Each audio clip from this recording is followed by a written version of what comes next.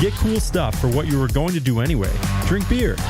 With Buy Beer, Get Gear from Labatt, you can just snap a photo of your receipt and upload it to the website to rack up points for exclusive merch. Get points for every purchase, whether you're grabbing a pint on draft, a case for a party, or a tall boy at the stadium. Any size, any product, anywhere you buy Labatt. Buy beer, get gear. Sign up now at rewards.labattusa.com.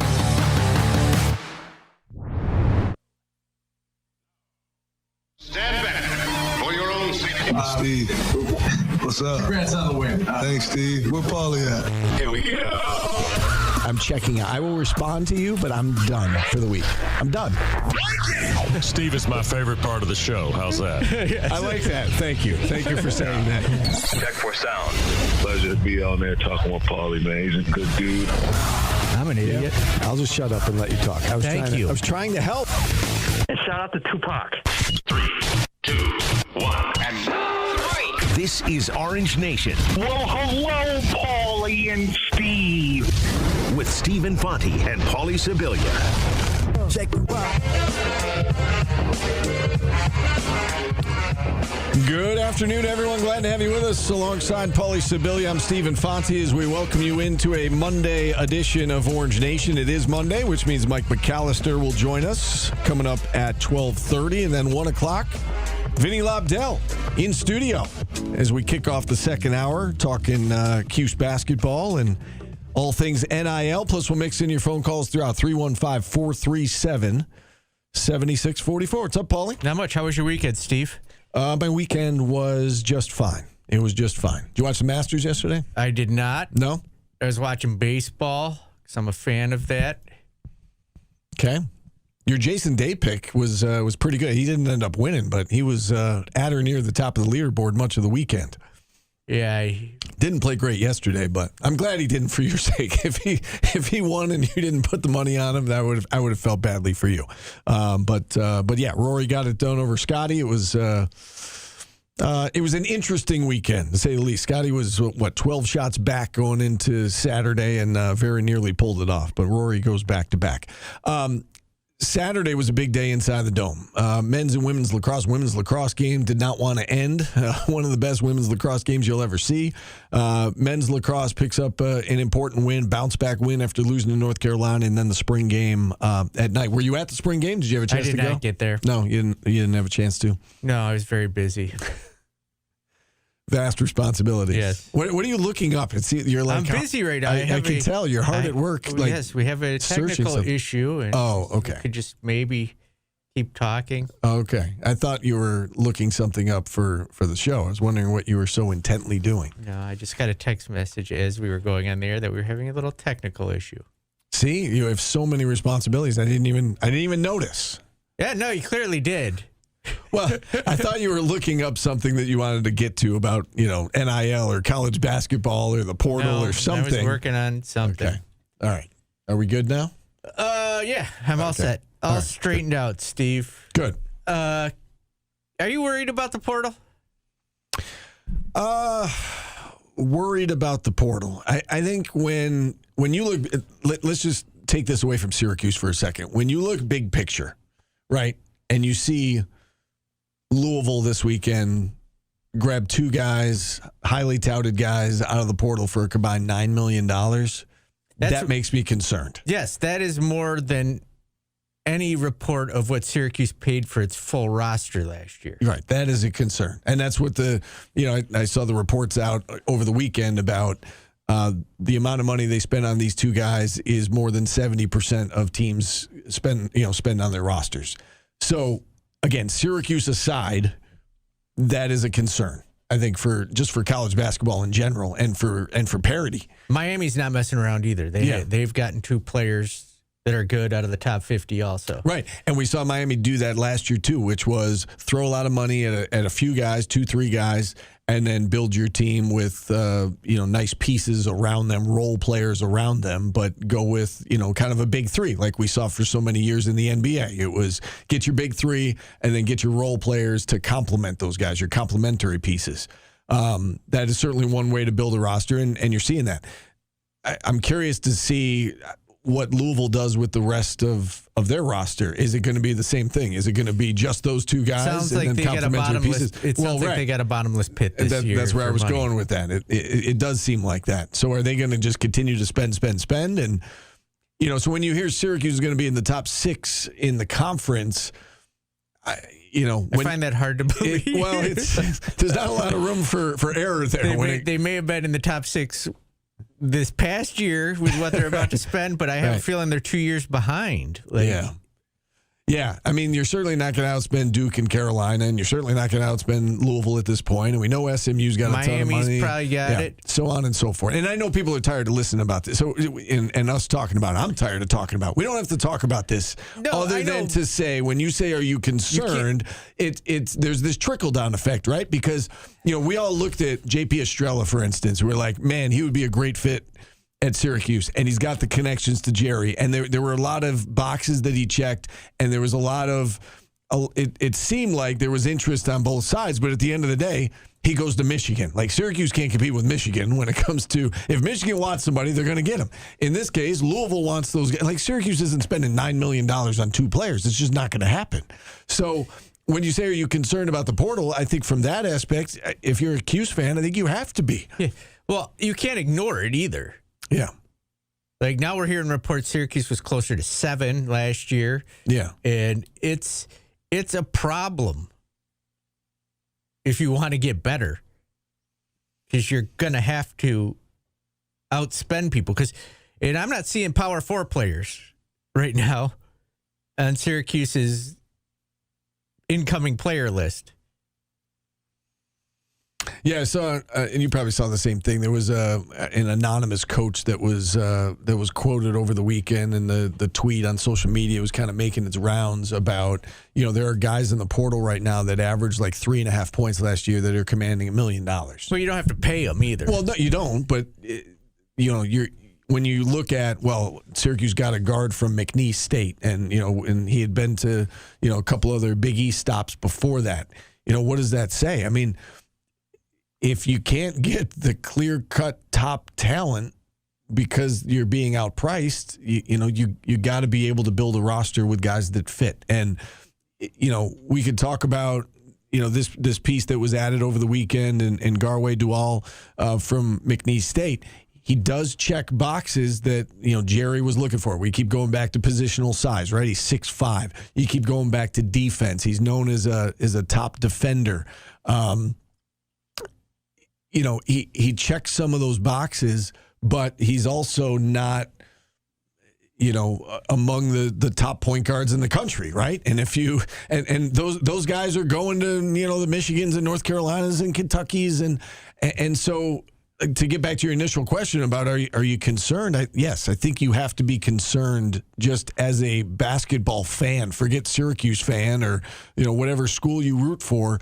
I think you have to be a little bit concerned about college basketball right now, the way that this has just gotten out of hand. Yeah, and Dual analytically, yes, people are saying he's great, but come on. Right. And he didn't even start all the games at McNeese State last year. Right, but that's the thing about him, and we talk about fit. And so while I know you want to go in the portal and you want to make a splash with, big names and they come from Power 4 schools and, Syracuse is going to for the time being, right, for the foreseeable future, they're going to have to do more with less, right? So you got to go in and you got to find guys that fit the profile that you need and fit your system and fit your culture and all of those things. And again, Jerry just took over, and we saw what he did at Siena. You have to trust in him and his staff that they have a plan and that they're going to pull the trigger on guys they feel like they can make it work here. And so while the portal has been underwhelming to this point in terms of, there's guys that you wish you had, or, the Mingo brothers or Estrella or whatever the case may be, they haven't committed to Syracuse. So, you go out, you get somebody from Slovenia, you go out, you get, this kid from McNeese State. It maybe isn't the splash that some fans were hoping for, but you gotta trust in Jerry that and give them a chance. You've got to give this coaching staff a chance to show what they can do. And so, I look at the piece that they added over the weekend as a good, solid piece. I don't know that, he's going to be the starting point guard? Maybe, but he's a good, solid piece that checks a lot of boxes. And so, again, I think we can't.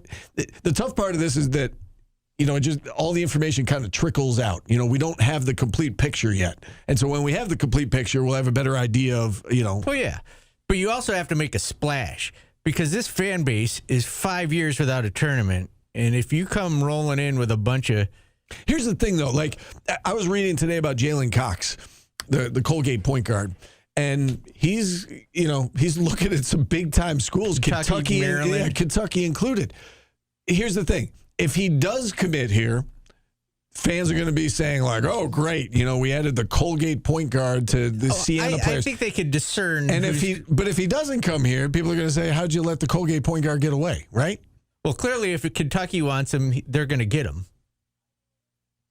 Well, not necessarily, because is he going there to be the starting point? You don't know. You don't know what their role is, and you don't know what the money is, and if he's going to give the keys to the car here and get comparable payment, he's not even But I didn't even see Syracuse listed. No, I know. I'm just saying, and it could be that he's already visited here, or these are separate visits. We all know Maryland just got that huge amount of money. I think they might be getting outpriced. It could be, but that's my point. Is you're going to have fans that if he does come in here, they're going to say, "Oh, geez, it's just the Colgate point guard," and if he doesn't come in here, like, "Oh, we're getting outpriced, for him," and they're going to look at that as a problem. So. It's a concern. This whole conversation is a concern. You're polishing a lot today, man. What do you mean? It sounds like you're shining this up to make it. I don't know. I'm saying I'm concerned. You asked the question. I'm saying yes, I'm concerned. Like, I feel like this fan base, and I'm not saying they're right in it. I just feel like they need a big name. But what is Jalen Cox a big name? No, that's not. He is, because he's. You got to go top 50. Like, I think Cruz Davis, I've been on him since he came and played in the Dome. He would be a good get at point guard. He checks the box. He's big. He's strong. He can score. He's a top 50. Here's the thing, though. It doesn't always work out, though. I think you look at last year, like Nathan George felt like a splash, right? You're getting the assist leader in the conference to come here. Yeah, but wouldn't you rather have him this? Like, seriously, this is an honest question. For what you know right now, do you want Dual or George this year? Please hold, Paulie. Apparently, we have breaking sports news. Okay. What do we got? It appears the kid from Temple? Oh, yeah. Aiden Tobiasen has committed to Syracuse. Breaking sports news. You hear it first. There you go. That was the breaking news. I'm sorry, I didn't wait for the stinger. Temple transfer, Aiden Tobiasen has committed to Syracuse basketball. Mike McAllister among those reporting it. We're going to have Mike on here in about 15 minutes. I'll take an A10 player. And he can fill us in. I agree with you, but is that a splash? I don't know. Maybe your center's got to be the splash. Why don't we take this phone call? At 315-437-7644. Harry in New York is kicking us off today. Harry, what's going on? Hey, guys. How you doing? Good. How are you? I'm good. So basically my feeling, and I've felt this ever since GMAC got hired, is even if they do raise a lot of money, and I think they're looking around 9 to 10. Is that what the number is? It seems like sounds like that's their idea. Yeah, it sounds like it. Right. So I just feel like what was always going to happen is that GMAC was never going to construct, at least in this first year, a roster where you're just looking at studs from Power 4 conferences. I think he was always going to just moneyball this, but he just has a good system, and he's a good coach, and he can do a lot with little. How well he had Siena playing with basically half his roster intact. And I think that's fine. I feel like that's the way to win. And if you look at Michigan's roster, besides Yaxel and Lindenberg, Mara and Johnson and Gale, all these dudes averaged between 6 and 9 points per game the previous year. They were just a well-oiled machine. And I feel like what Jerry can do is just, at least in a make the tournament kind of way. Just build this roster up into capable guys that play hard on the defensive end and be an effective team in the conference. I mean, look at how much Louisville had last year in the NIL. It's like 22. Can't hear you anymore, man. It's bad sound. Harry, sorry that the phone's breaking up there. To his point about Jerry's got to coach these guys up. I mean, and you got to put together the roster that you can put together with the money that you got, right? And I think that we're seeing, Jerry at his press conference clearly said what he's looking for with the positional size, the taking care of the basketball, defensive toughness, basically how he won with Siena. And I think that, the signing over the weekend with a kid from McNeese State, he certainly fits the bill. Gavin Doty fits the bill. The kid from Slovenia, Jerry said they wanted to shoot the three better than they did at Siena. He shoots the three.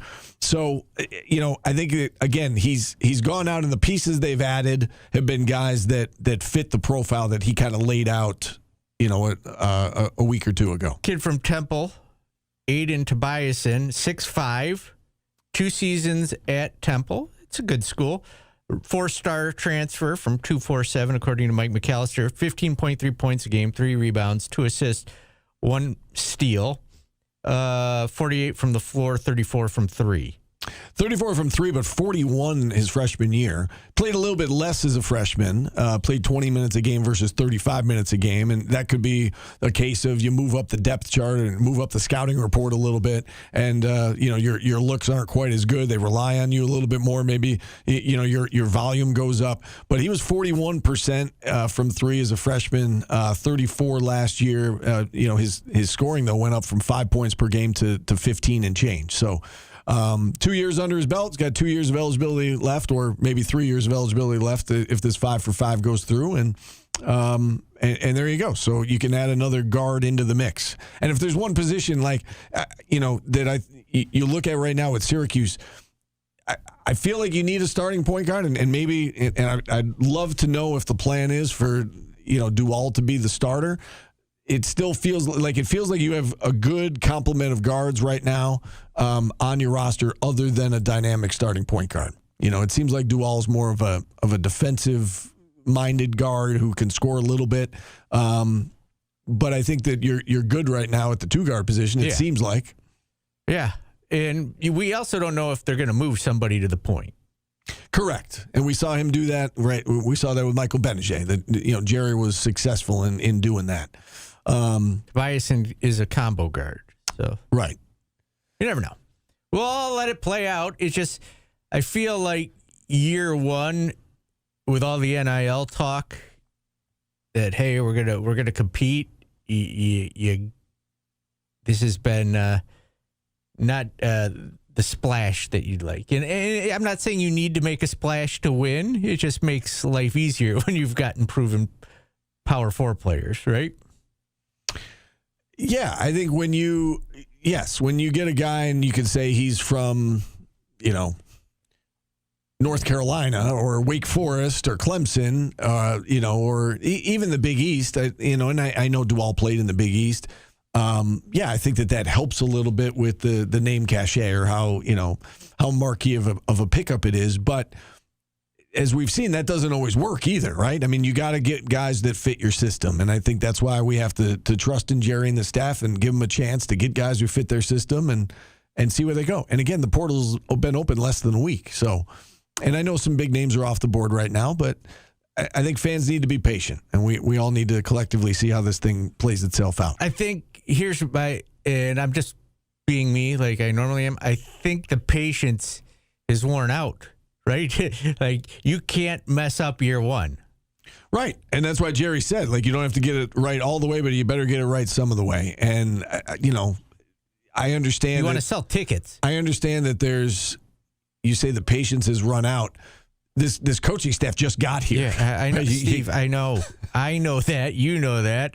The average fan doesn't have that, right? No, but we've seen it. But again, this news that we saw over the weekend, where Louisville throws $9 million at 2 players. Hopefully, fans realize you can't. They're not doing that here. But you've been trying to say that for 3 years, and they haven't caught on. Steve. Yeah, it's the average fan wants to win. And well, yes, everybody Al wants says to win. F the tickets, just win. Yeah, but you're not going to sell tickets unless you make a splash or start winning, which is chicken or the egg, right?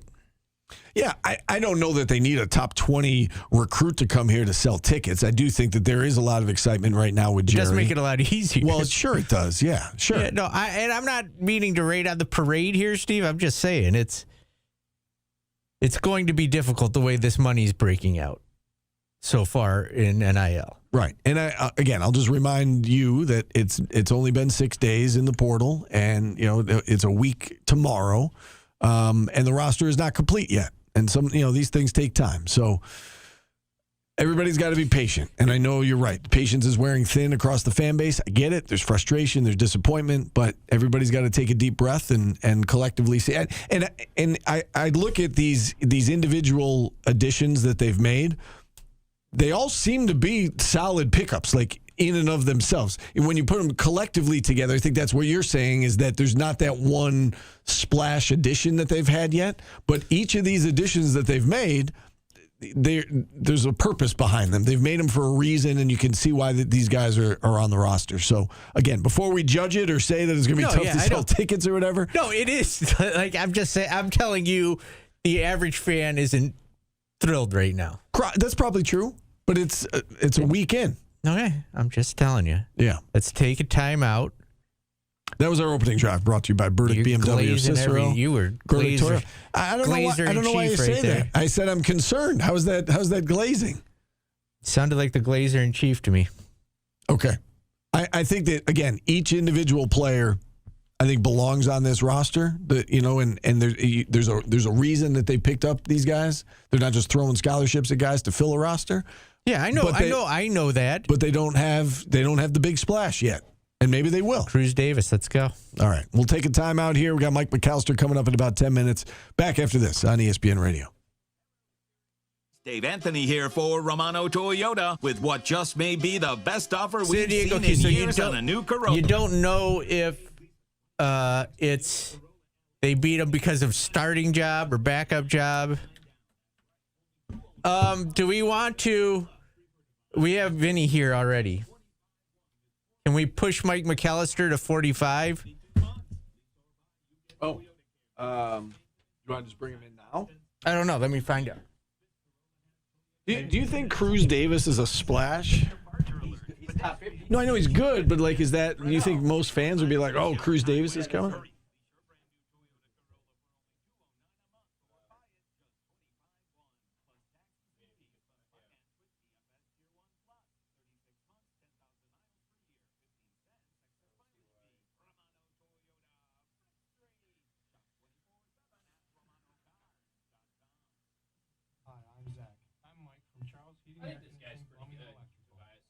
Yeah. Did you know that Charles Plumbing and Heating updates and remodels full bathrooms? The nice guys work with you and your budget. So call now to set up a free estimate and have the bathroom specialists come help create that shiny new bathroom you want. Call 457-6911. Charles Heating and Air Conditioning, Plumbing and Electrical. That's 457-6911. Or visit charlesheatingandair.com. We'll take him right off. Unless he's got to do something else down here. Get a blunt or something. Personality in a compact body and comes with advanced technology. Yeah, that's I would assume so. So, we don't want to take him at 12:30. We want to take him now. Yeah, well, okay. we can do either, but we'll see how long it takes him to get here. $43.29 to its signing. Cash down includes I can fill. down payment, $4.99 first month's payment, $9.25 acquisition fee, and 0 security deposit. Not all customers qualify for security deposit waiver. Tax title license registration. Come on in. What's up? Vinny, how are you? Stephen Fox, good to see you. I was getting jealous.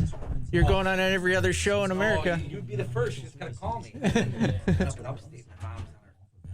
Oh, sorry to hear that.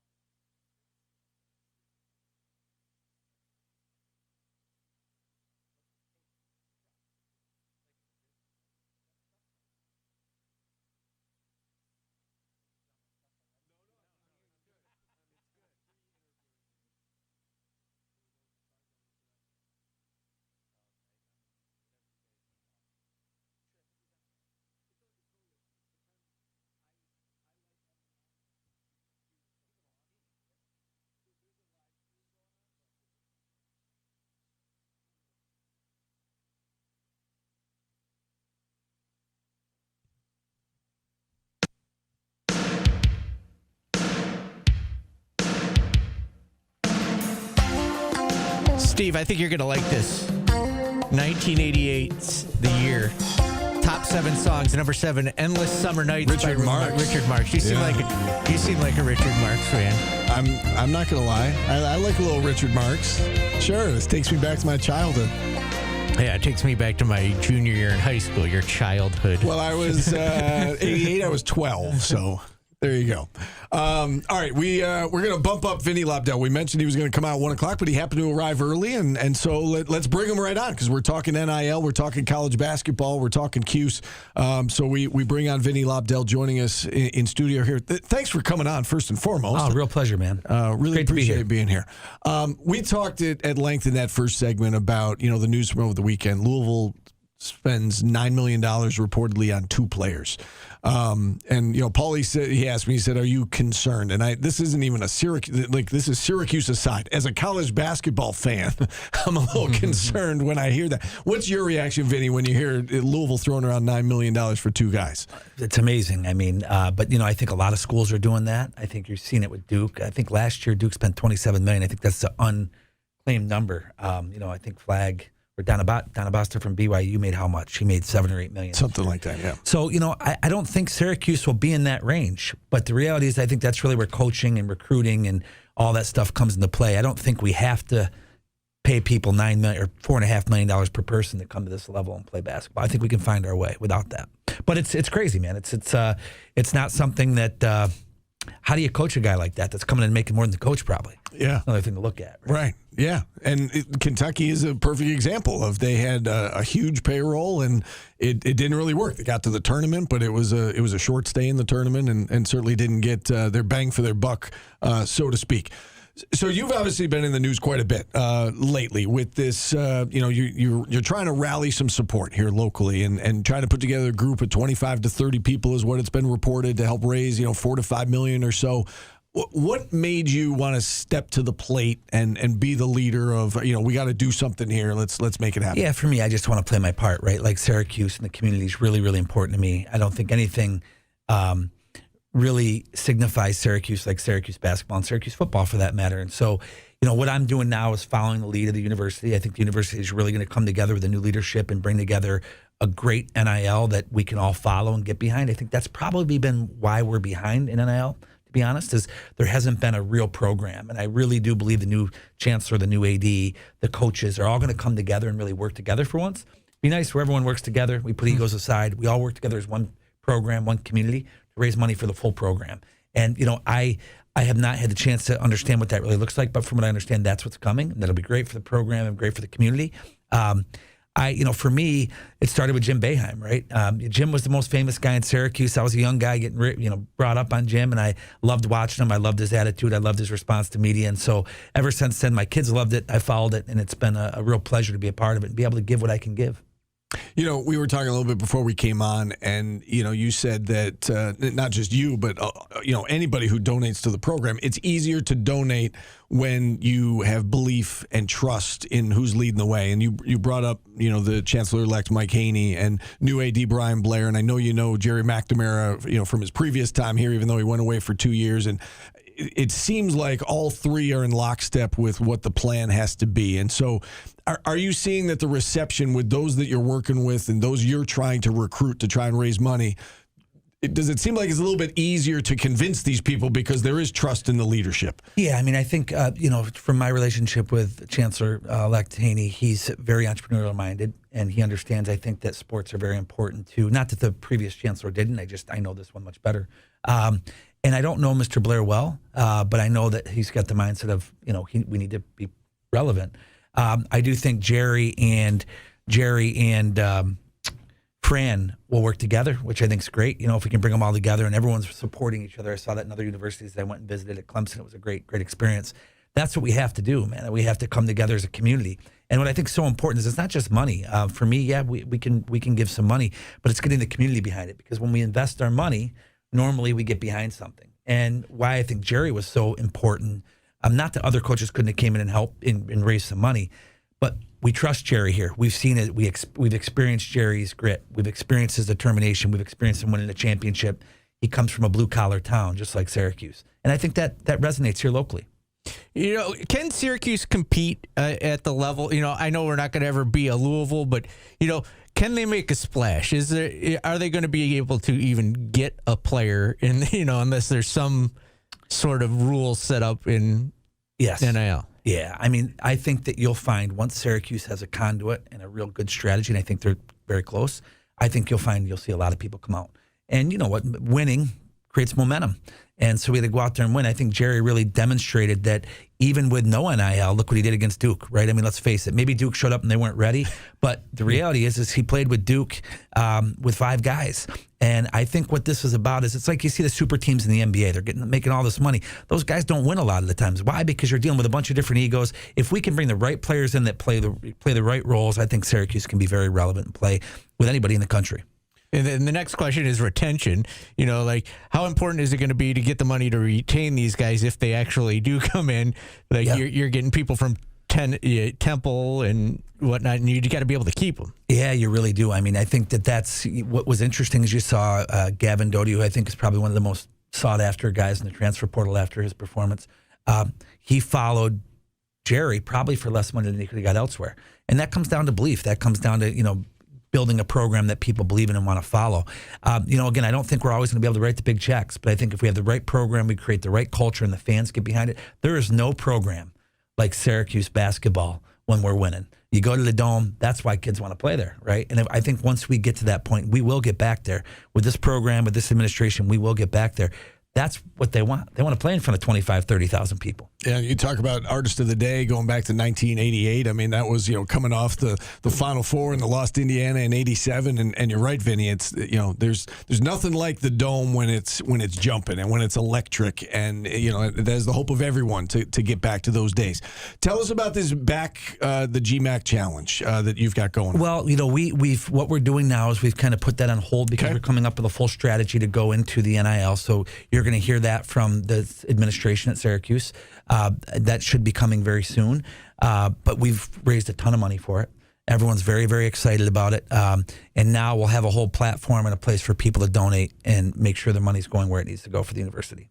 We heard reports about that the goal was around $9 million when you take into account the rev share and and the donations from from yourself and others in this community. Does that sound about right in terms of what the ballpark is of what the goal is? I guess heading into next year. Yeah, I think we got to have a little more. Yeah, we want a cushion, right?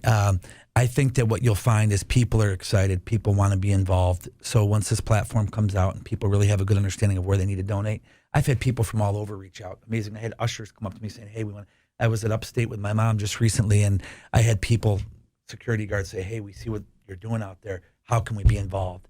So I think what's really going to be important is to make sure we have a conduit that's very clear and very easy for anybody to donate, whether it's $5 or $100. Just putting anything in, right? It's hard to bitch about something if you're not invested in it. Yeah. If you're invested in it, then you can bitch about it. So that's what I tell people. Put some money in there, and if it doesn't work, then you can bitch. It's funny you should say that because there are a lot of people that I think they look at and they say, well, what can I do? I'm just the typical, average citizen in this community, and I like the team, but I don't make a ton of money.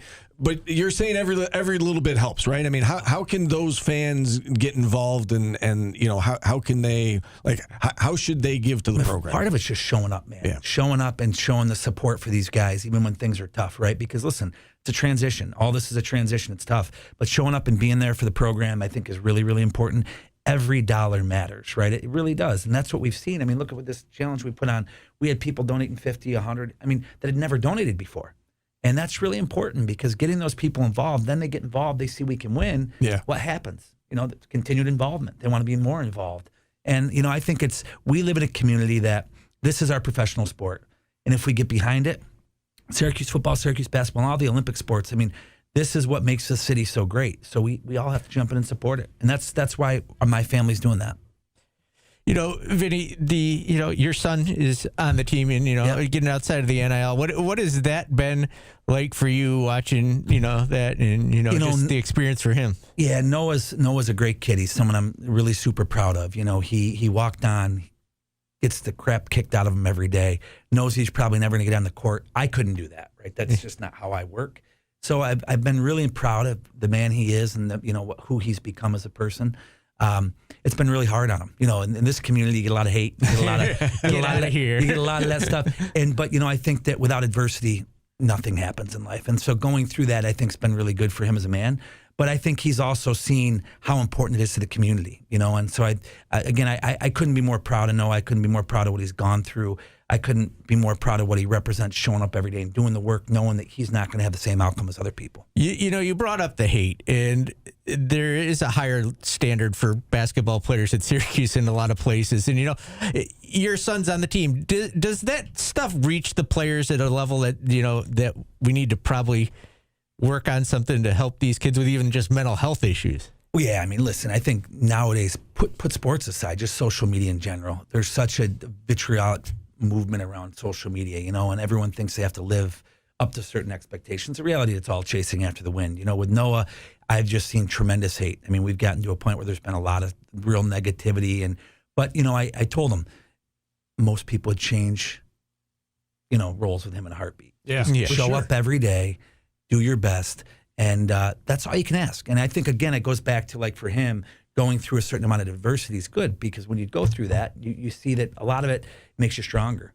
And I think all of our kids, and for that matter, all of us, need to go through a certain amount of adversity. But mental health, you're exactly right, Paulie. I've seen it.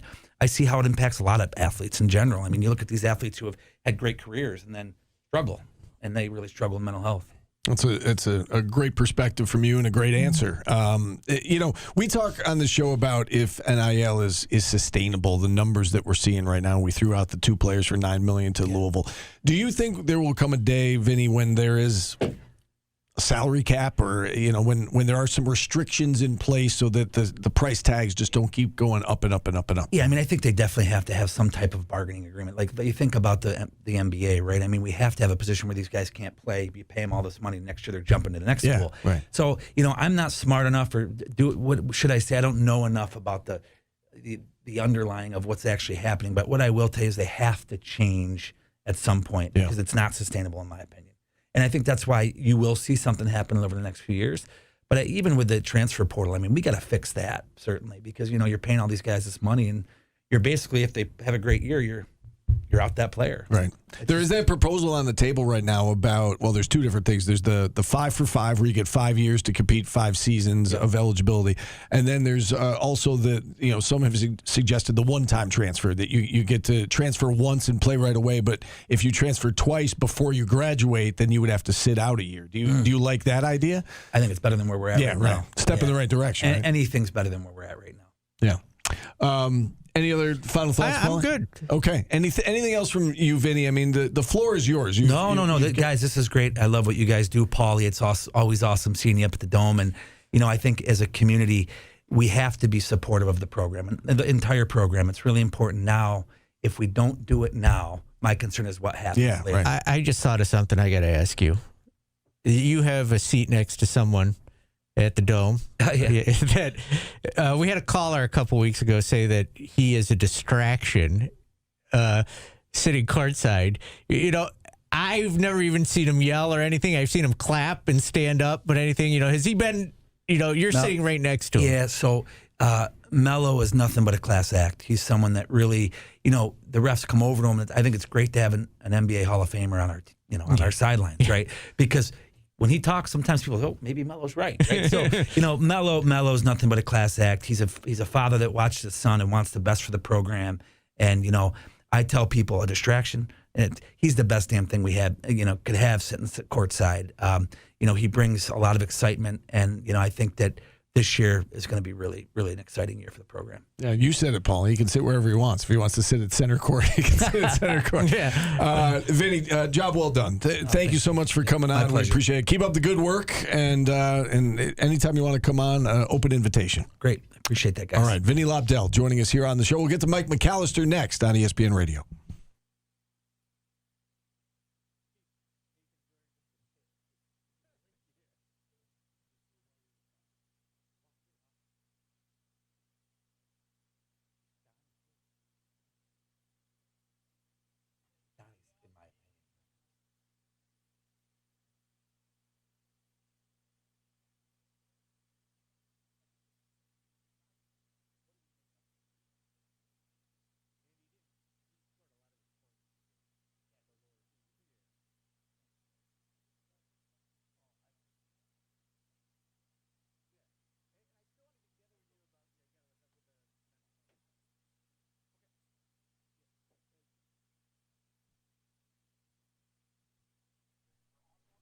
What up, kids?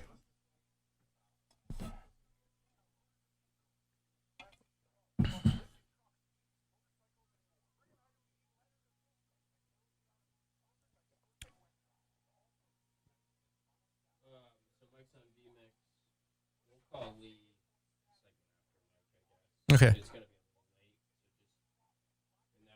Gabriel, I'll wash my hand again. I know the guy. Yeah. Pitt ain't messing around this. That is true. Vinny is actually washing his hands right now.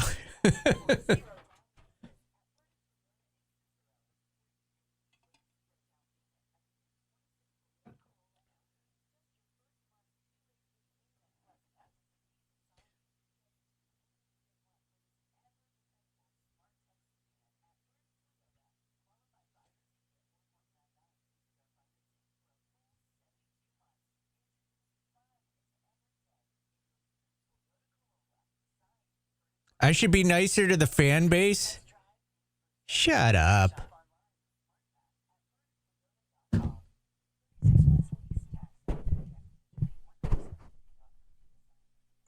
Yeah, why are you guys so angry at me today?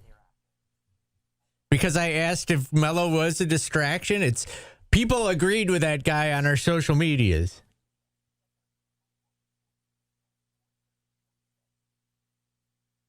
I thought he wasn't coming, Philly's Most Wanted.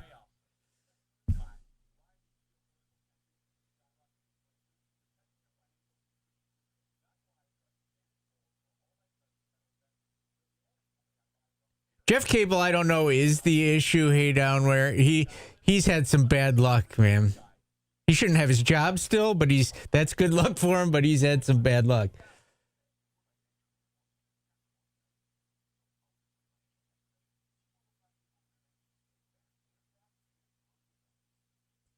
But I thought he wasn't.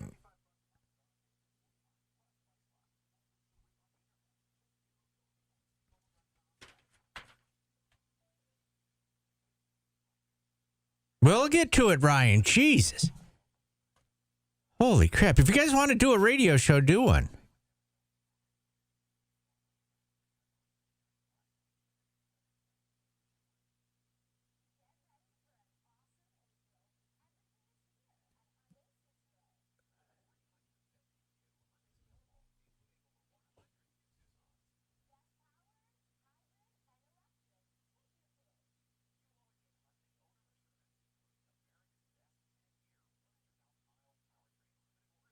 Oh, okay.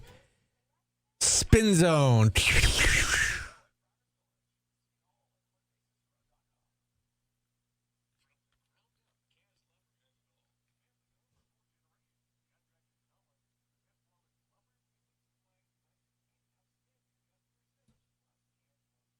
You sent me a gift in the mail. That scares me. I don't even want to know.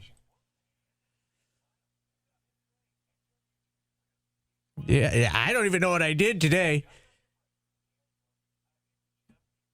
I asked about social media hate towards the players, and apparently people think I'm saying the whole fan base is hateful. That scares me, Gabriel. You should probably get a life.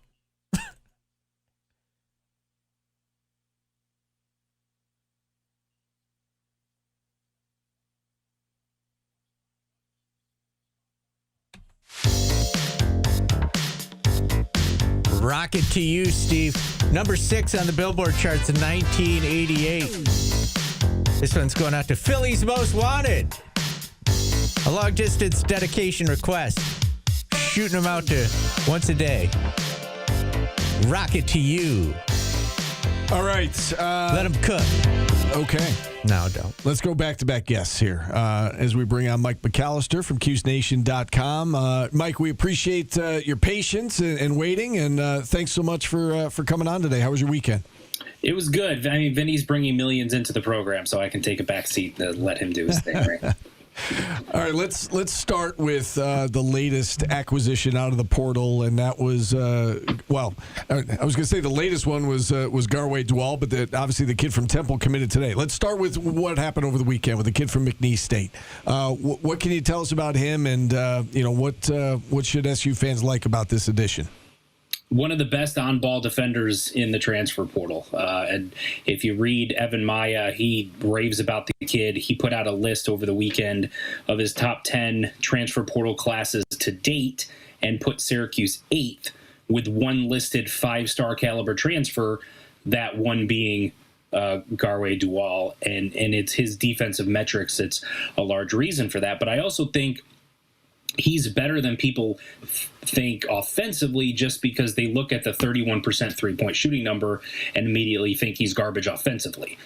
But he is pretty good at getting into the lane. He averaged about 4.5 assists per game, good at finding his teammates, finishes pretty well around the rim. So there are other aspects of his game offensively that he's pretty good at. He's just not a great outside shooter.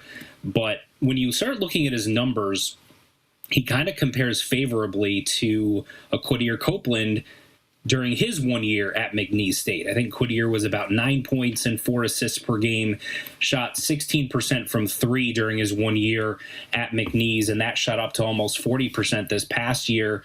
Dual is about 8 points and 4 assists per game and shot 31% from 3 last year at McNeese State. So obviously you're hoping if you can get somewhat of a decent bump during what will be his final year, that'll make him a more well-rounded player. But certainly an elite on-the-ball defender who can guard multiple positions, and you're starting to see that theme with the players that McNamara is bringing in. All right, another guard committed today, and you had the news here within the last half hour or so. Temple transfer Aiden Tobiasen committing as well. What can you tell us about him? He's a bucket, man. He's a flat-out scorer, 3-level scorer, and brings versatility. He's got that 6'6" frame. He's got, I believe I read, a 7'1" wingspan. He's played primarily shooting guard at Temple, but I think has the versatility to play the 3, and has also played some backup point at Temple as well. So he's handled the ball. He's averaged about 2 assists a game last year, and over the course of his 2 seasons at Temple, he's about a 36% three-point shooter. Started 54 games over those 2 years, so I think someone who has shown a lot of offensive ability, has great length and versatility to guard multiple positions, just like Dual does, and gives Syracuse, I think he could play either the 2 or the 3. It's going to be interesting to see what they do with him and Doty, and who starts and plays what spot, and where Kyan fits into all that. But they're certainly adding him to the mix gives them, you would hope, 3 high-level scorers at the wing spot. What do you expect out of the point guard position going into next year? What are they going to do? Less turnovers, hopefully. We'll start with that, and it's going to be interesting given that Syracuse just landed, we just talked about Dual, and I was mentioning some of the things that he does well offensively. He doesn't turn the ball over much. I think he's got a 3-to-1 assist to turnover ratio, which is pretty good. And we just saw that Nate George is headed to Pitt. So seeing those two match up against each other, where Nate George has had turnover issues, and Dual is really good at forcing the player that he's guarding to turn the ball over. It's going to be interesting to see how those matchups play out. But I think I'm hoping if these wing players that they have and Sadiq takes a step forward offensively, that he can be a smart player who can run an offense, be really good defensively. You can see the Syracuse backcourt start to stop the opposing backcourt from getting into the lane so easily. That'll be a nice change. And then McNamara said he values taking care of the basketball. And so assuming that those things translate from where they've been, then you're going to see an improvement in that area as well. I guess partly what I was asking was, do you think that they are done at that position? I mean, we assume Ryan Mesh is coming here, and probably sooner rather than later we're going to hear something about him. But assuming Mesh comes here, and with the pieces that they have, are they done at the point guard position? It wouldn't surprise me if they added someone. I'm just not sure if they're going to add someone that would be impactful in terms of minutes, because you've got right now 4 guards that all want to see minutes, right? Between Doty and Tobiasen and Kyan and Dual. So you got those 4 that are all going to play. Now, if you have 2 or 3 of those guys that are going to spend some time at the 3, that's fine, but Dual's not someone who's going to play off the ball. So he's going to play point guard exclusively. And if you have a guy like a Doty spend some time at the 1 or Tobias and spend a little time at the 1 so you can get those 3 on the court together at times, I'm not sure where the minutes are for that other point guard to come in, which makes it a little bit more challenging to get one of these higher end point guards like the Jalen Coxes and, Cruz Davis just entered the portal from Hofstra. He's a really good player. And, they've been involved with the Wilkins kid from Furman. So it might be tough to land one of those guys with who they already have on the roster in terms of the backcourt, but I'm sure they'll try to see if they can land another guy that can be a primary backup to Dual. But as of right now, I think I'm more expecting that Dual is going to be the starting point guard and that they're going to try to bring someone who can make an impact on the front court and spend their money there. Are you expecting any? We've been discussing the splash. Are you expecting any sort of splash? Is this because I think to the average fan, this kind of feels like year 2 of the Autry year. It's it's not. Lampkin was kind of a splash, but you're not seeing Power 4 players coming to Syracuse. Well, I will say I think Tobias might be better than any player they brought in from year 2. So I think splash is a little bit in the eye of the beholder. And if you look at, again, some of the analytical metrics with a guy like Garwey Dual, they love him. And he might not be as highly rated in some other spots, but that's mainly because of shooting and scoring averages. So I don't know that you're going to see someone like a top 10, top 20 type of a transfer portal guy that's going to all of a sudden sign unless it happens to be a big that's a little bit out of nowhere. I know they've been involved with some, but none of which, as of right now, it seems like are leaning towards Syracuse. It seems like they're leaning elsewhere. So my guess is right now, I think the quote-unquote splash is that the Syracuse coaches evaluated some of the players that they're bringing in and think that they're either better than what the rankings are or believe that the fit with these guys and what they bring to the table is going to be more of an impact. And I would just say sometimes power conference players transfer and work out. Sometimes they transfer and don't. I mean, everyone was pretty excited. Exactly. Nate George was a big splash last year, right? And then midway through the season, everyone wanted him benched. So, we'll see. It works out. It works both ways where guys step up from mid-major to a power conference team and it works out. Sometimes it doesn't. Sometimes you go power conference to power conference and it works out. Sometimes it doesn't. I wouldn't evaluate who they bring in strictly based off of that. You and I have had a few conversations about Francis Folafak, off the air and on the air. What do you think is going on with him? What's the latest from what you can tell?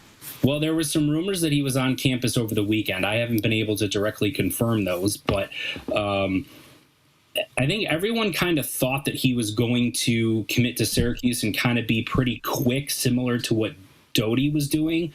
But there's been some rumblings that he's at least, keeping an open mind and letting other schools talk to him. But it does sound, assuming that the rumors of him visiting Syracuse this weekend are accurate, it does seem like that would be pretty positive in terms of, him actually following Jerry to Syracuse. But the reality is this. They've got Sadiq White on the roster. Folafak's going to play the 4 primarily, unless he shows significant improvement in handle and three-point shooting. I can't see him moving to the 3. So does he want to go somewhere where there's a starting spot available, given that he was a starter all of his freshman year? And so looking at some of those other opportunities where he might have an opportunity to start right away would make some sense. But we know that he loves Jerry and thinks very highly of him and credits a lot of what he was able to achieve in year 1 of his collegiate career to McNamara and that coaching staff. Mike, let's talk about the women. Sophie Burrows off to North Carolina. Syracuse got its first portal edition today, and Sarah Rambis out of Oregon had plenty of visitors on campus over the weekend. Your thoughts on Burrows to UNC and Sarah Rambis joining Syracuse from Oregon? Yeah, I was a little disappointed to see Sophie leave just because I thought she was a good player, and she'd been with Coach Jack the last few years and seemed to really enjoy being here. But as she's able to, as everyone else is look around and find an opportunity they feel is a better fit for them. So, wish her the best of luck, obviously. But I think that's certainly a little bit of a blow to Syracuse, given that she would have been another veteran and productive veteran that would have returned. And, Syracuse landing someone like a Rambis, I think it gives you more size inside and gives you someone that you can pair with as OJ a little bit. And we know that Felicia wants players that are physical, that will attack the boards, play good interior defense, and they seem to be following that mold with some of the players that they're looking at bringing. But the big concern for me right now is the shooting guard and the small forward spot for Syracuse next year. And we know that they've targeted some guards, and they're hoping to get Dominique Darius back, obviously. And, I think they'll build a deep team with some of those players that they're looking at. We're running a little short on time here, Mike, but I do want to touch on the spring football game and kind of a two-part question. Curious about your takeaways from the game itself, and then from a recruiting perspective. I know there were a lot of recruits on campus for the game. So any thoughts on either of those topics? Well, they landed a quarterback that was visiting from a recruiting standpoint in Charlie Folk, from originally from Pennsylvania, but has transferred up to New Jersey. So he's a good player. He had some pretty good offers, Miami, Georgia, some others. Don't know how committable those were currently, but either way, certainly landing a talented player in your Northeast footprint is a good thing. And they had a lot of 4-stars and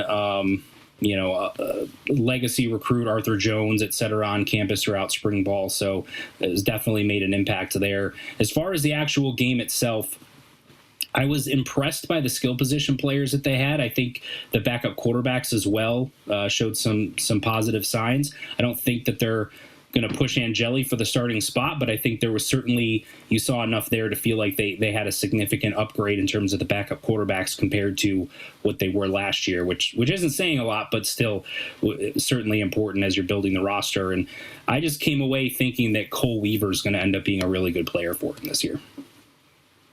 All right, Mike. Great stuff as always. Appreciate the time, and again, appreciate your flexibility today. No problem. Thanks, guys. All right, Mike McAllister from CuseNation.com. And let's go right to Mike from Lee Baldwin and Company as we check in on the market and close out hour number one. Mike, how you doing today?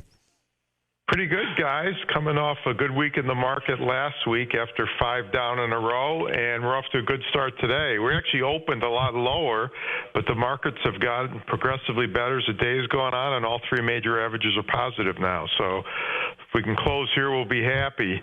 Lots of diamonds out there. We're going to go with Dell Computer. It's up $10 to $188 a share.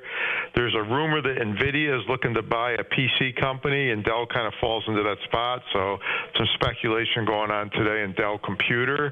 And our dog, we're going to go with Goldman Sachs. The financial company reported earnings this morning. They're actually very good earnings, but the stock sold off. It's down about $17 to $890 a share. It's been a great stock over the last 5-10 years. So sometimes they sell off on earnings, even if they're good. Maybe not quite as good as expected, but a solid number. So overall, a really good day, and let's hope we can keep the momentum going, guys. That's what we'd like to hear, Mike. Thanks for coming on. Thank you. All the diamonds, none of the dogs. Be sure to visit LeeBaldwin.com. We are going to take a timeout here, and phone lines open all of hour number 2 now at 315-437-7644. Back after this on ESPN Radio.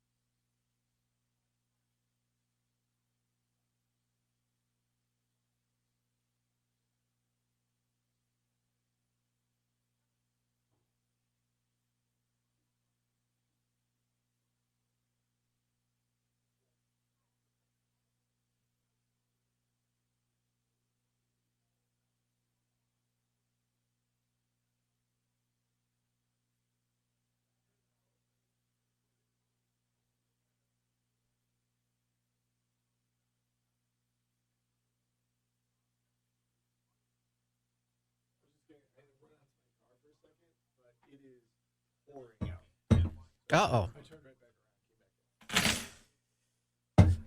Tronic, you asked me why I think NIL isn't sustainable, and I'm not the only one that's saying that.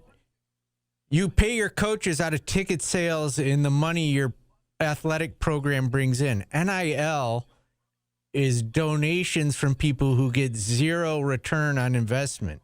It's not hard.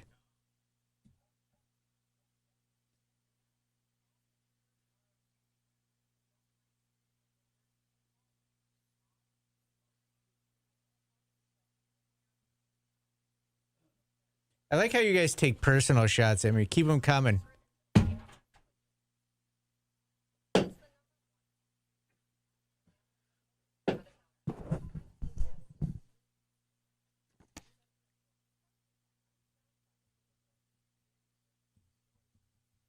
Somebody asked during Mike, I think it was Orange Ohana, asked about Ryan Mesh.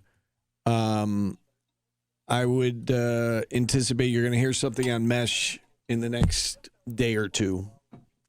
And that'll be official, I think, pretty soon here.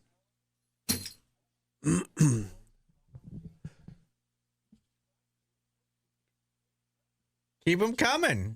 If they got to me, I wouldn't say anything. How about Dominic's kid pulling a $300 card over the weekend? Who did?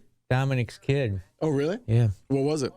Hometown Advantage, Bo Jackson. I say get a life, and I make fun of your sports takes, and you guys all come at me personally. It's nice. I got an autograph, Hunter Goodman. Perfect condition. $14. Good condition. 10 out of 10.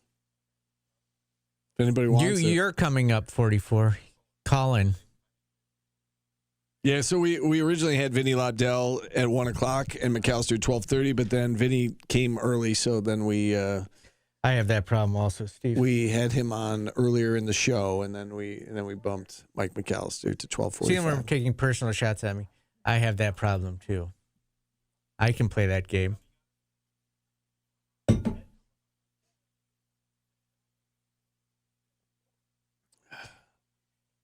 No, you don't have to boo me.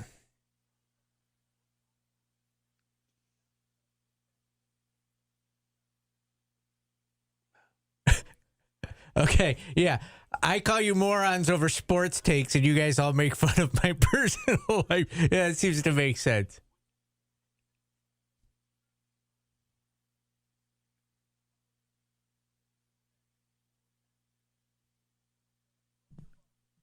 I do enjoy baseball cards, Super Cat. Maybe I do believe in getting a life.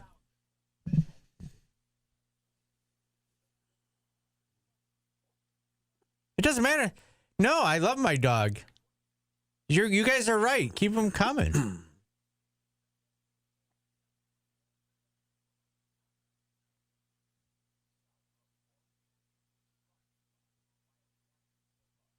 I can't get a woman to save my life. You guys are right.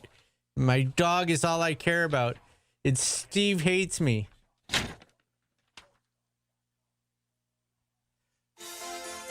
Oh, man, I'm bad today.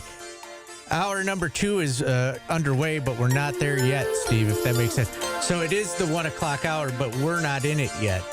That's right. Does that make sense to you? It makes perfect sense to me, yeah. So yeah, this out of the blue, this is going to be a quick segment. Number 5 in 1988 on this day. Let's take one quick call and go to Pat in Syracuse. I don't know if that's possible. Pat, what's going on? Well said, Paul. Let's see how I can do. Especially with the vibe going from Debbie Gibson. Is that what that was? Yes, out of the blue. Number 5, 1988. Out of the blue. So with the projected NIL of what we think it is this year compared to last, and everybody that we've already pretty much acquired, we got a lot of NIL to spend. So a lot of people are starting to get nervous because there hasn't been the big splash. I was talking to Tim about it off the air, and everybody's feeling that, right? Everybody kind of likes the value, or the perceived value of everybody that so far that they've gotten. They do need one big splash. Let me ask you both a question. Right now, who's the best player on Syracuse University basketball in 2025, 2026? Just from what I've seen, it's either Doty or Sadiq White. Yeah, I was going to say Sadiq has the best resume based on his tablings of, he was like a top 18 to 20 recruits, blah, blah, blah. Doty's rated probably the best in the portal of everybody, although the foreign guy, Mark, there, he's kind of up there too with like a 92 rating. But again, those aren't enough to get it done. Sadiq would be a good, probably second or third wheel. Same thing with Doty. And so they don't have a best player, okay? And the last time I said this on your airways was really before knowing about the Donnie and JJ dynamic, but 2 years ago with Carlos and that team. I'm not saying this team is as bad as that one is, even right now, but they don't have a stud. I mean, who's the stud? Let me ask you, Steve, who's the stud? On this current team, I would agree with you guys. I think I'm the stud. I think it's Doty and Sadiq, and I mean I'm intrigued by Tobiasen as well. The ad from today, and I agree with you, Pat. And that's what I was trying to say earlier in the show is that piece by piece, you're like, okay, that's a good ad. Okay, that's a good ad. And what does it add up to? And I think that we also have to take into account that the portal is only 6 days old.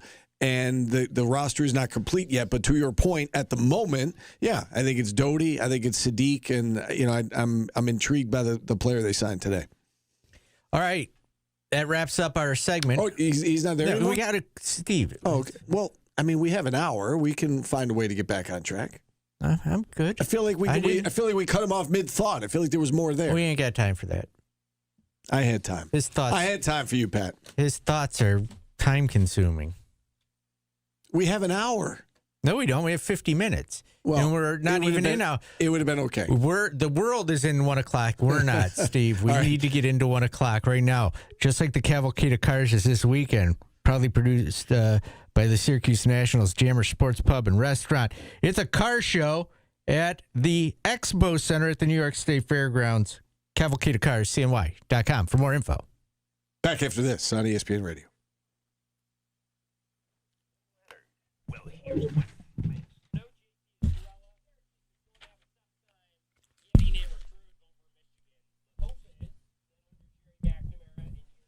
Paulie took a public-facing job where public criticism is a part, 2 words, of the job description. The rest of us are entitled to anonymity if we choose. Okay. I didn't dump Pat. We kind of went in. He knew going in that it was going to be a short call. You kind of did, but it's okay. Oh, my God.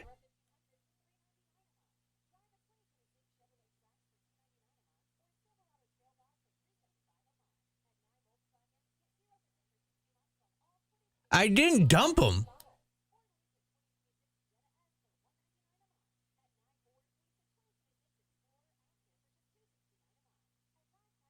People in the YouTube chat are more entertaining than you guys. They're like doing a rub and tug breakdown of Central New York over there.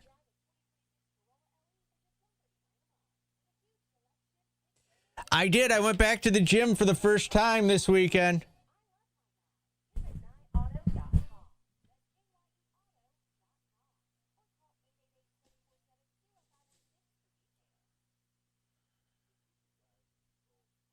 I went back to Planet Fitness for the first time. I took it slow.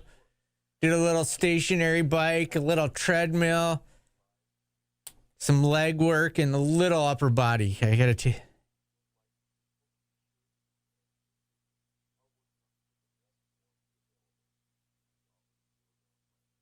I did. I threw a little steel, but my back's a little bad still.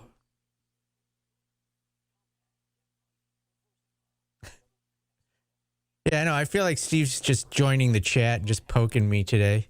I had to run him off.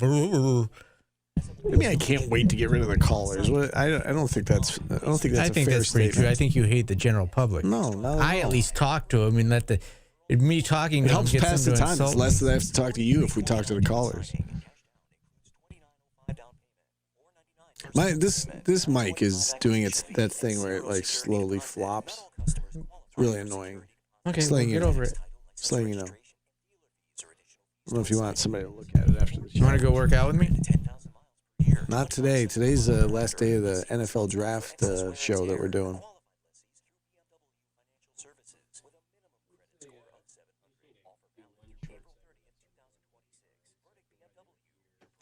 Let's do our Yankees Wildcat quick thing.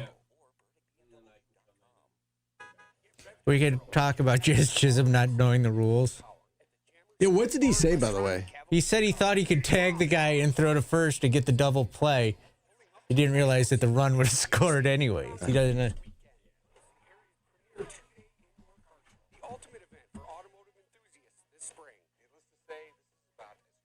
I really don't struggle with ladies. I'll lie to myself in front of you guys. I don't struggle with ladies.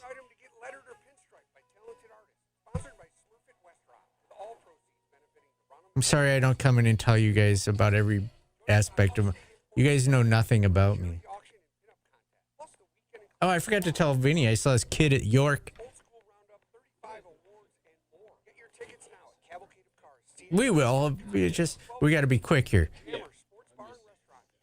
Whoa, for some reason, Yes, Paulie cares about the clock today. They do struggle with you. We gotta be quick, Tim. We gotta be quick. We just want me to be happy. I don't think I'll ever be happy. I'm not wired to ever be happy. If you listen to this show. Who's going to wipe my ass when I'm demented? Oh, I wish I had dementia right now and I could forget about all of you. Yeah, Steve doesn't like it when other people tell him to be on time. But when he's telling everybody else to be on time, it's gospel. And see if I can not screw up the return from break.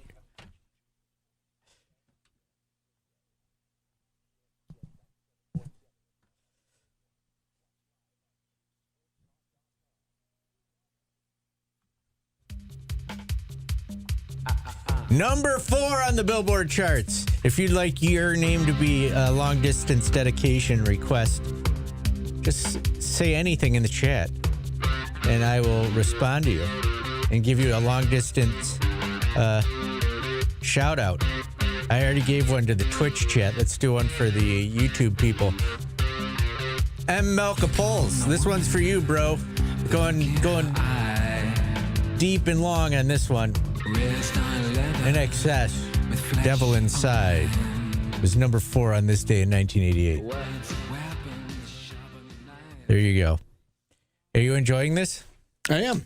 New twist? It makes me want to do this day in Oakland A's history, the way they're playing right now.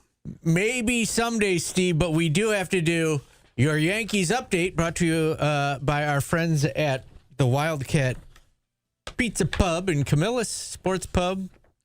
I never know the name. It's got 10 different names. My friend Dan out there. Steve, did you see Jazz Chisholm over the weekend? Didn't know the double play rule that if you tag somebody and then throw to first that the run scores? I did not hear the comment. I heard you guys talking about it. So no, he basically pulled a Donovan. You remember Donovan McNabb did not know the overtime rules? Yeah. He did not know that you couldn't tag somebody on the base paths and let the runner score.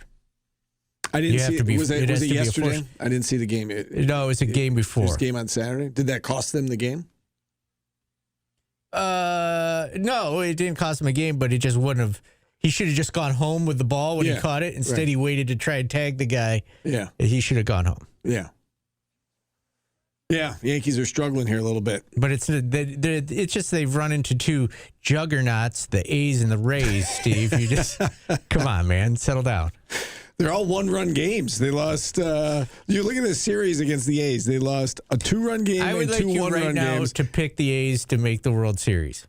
like I did. No, I don't think you misunderstood what I was saying. No, you're just glazing that the Yankees are playing bad. No, all I said on Friday was the A's are better than I expected. They're one game over 500. They're in first place in the division. They're a game over 500. I understand, Steve. but they're better than I expected. Like it's they're not, also they're not a pushover. Early. The Rockies are better than I expected. They haven't no, they're not. They're not. It'll all equal out. Okay. Haven't the A's won like 5 in a row? Yeah, they've won 5 in a row. Okay, so that's a fluke. Yes, everybody. It's a fluke. No, it happens during the season. Okay, it just happened to be early. All right. Yeah, you have to sustain. I'm going to stand by it. This team is playing better than Pirates I expected. are also better than expected. The Astros are worse than expected, Steve. That's what I'm saying. The Yankees are worse than expected. Okay, we'll see if the A's have a little sustainability. I'm not saying they're going to the World Series. I do think that, like, I think they could compete in that division. That division doesn't look very good. Okay. All right, we'll argue about this it's 2 months later in the year. Yes, we'll argue about this in 2 months. Carry on. Segment's over. Yankees have lost 5. You didn't even say anything. You just said Jazz Chisholm. That was it. Yeah, that was their Yankees. Okay, they've lost 5 in a row. Yes, they have. So have the Mets. They both played tonight. You were asking before the show if the Yankees play tonight. They do. They play the Angels tonight. Angels are better than expected. Are you quite done? No, but they are, because they're not very good, but they've won a few games. Okay. The A's were like 15 games below 500 last year. Yeah, and they could end up that this year still. They could, but they're okay. They've started off hot. It's my opinion. My opinion is stinks. They are better than I expected. They've won 5 in a row. I don't think that's a fluke. Yeah, and the other thing is someone just put Paul Dodgers. The Dodgers are not going to lose. Like they're winning the World Series again. Yeah, I think you're probably right. I think they've lost 3 games. Yeah, they're very good. All right, we'll hit a timeout. We'll try to for get Steve back having a 3.9, he has a lot of stupid takes. The A's are better than expected is a stupid take? Yes, okay. Yes, 20 games in, they are better. You're right. Okay, thank you. We'll take a timeout here. We'll get back on time. We're back after this on ESPN Radio.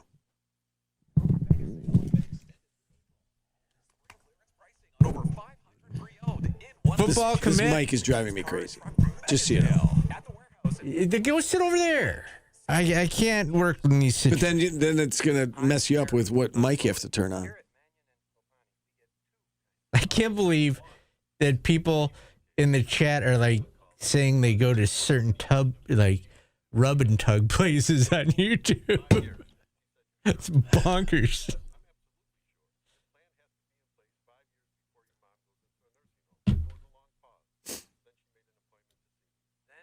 All right, guys, we had to do a Yankees update, all right? It's sponsored. You guys can all settle down.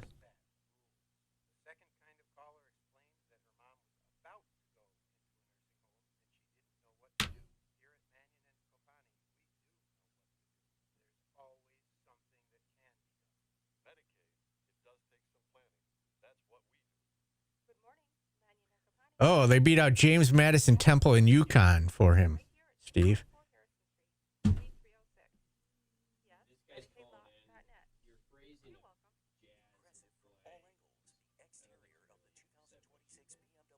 You can't tag someone out and then the run will score. If you got the regular double play, it would have been an out.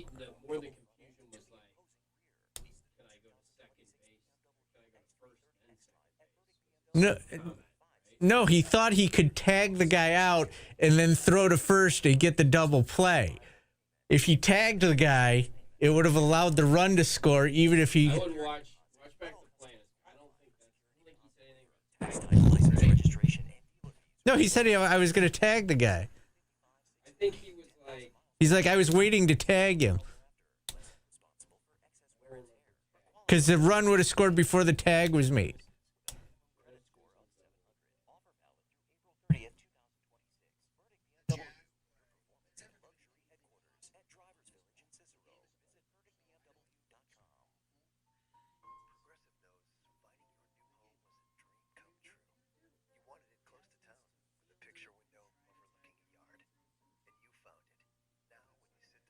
But if he tagged him,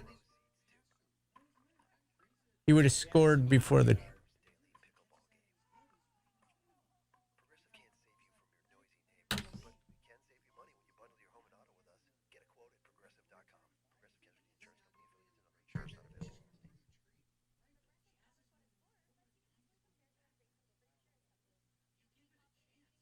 I don't know. This guy. He's saying the part he didn't know. Hang on, I'm looking at the soundbite right now. He's saying, I don't know what the rule is. If I went to first base first and then threw it back to second, is that still a double play? He said, I don't know. He also said I was waiting to tag the guy. Right, but if he threw to first and second, it would have been a double play. No, that wouldn't have worked either. You had to go. He would have had to tag the guy. Yeah. So yeah. But I think there was also confusion over would the run have gotten in If that's the problem, if he waited to tag him, it would have scored the run. Yeah. All the guy had to do was stop. Sure. Yeah, that's my understanding. Yeah. But So this guy is going to correct you, so maybe just ask him, what the heck did I say that was wrong? yeah. He said I was going to tag him and throw to first.